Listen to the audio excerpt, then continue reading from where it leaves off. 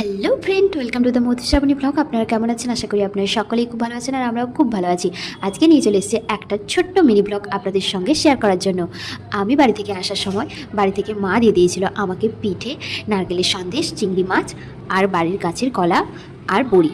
তো এই রকম শীতকালে এই রকম খাবারগুলো আপনাদের কেমন লাগে? আমার তো খুব ভালো লাগে। আর আমার মা বানিয়ে নিয়েছিল নারকেলের সন্দেশ, আমার কাকিমা বানিয়ে দিয়েছিল পিঠে, আর কলাটা ছিল আমার দাদু গাছ লাগিয়েছিল তার বাগানে। তো সেখান থেকে আর বড়িটা দিয়েছিল আমার মা। তো তারপরে দিন সন্ধ্যাবেলায় আমরা বেরিয়ে গেছিলাম একটু ঘুরু করতে, আর সঙ্গে আমরা নিয়ে নিয়েছিলাম পাপড়ি চাট আর দই ফুচকা।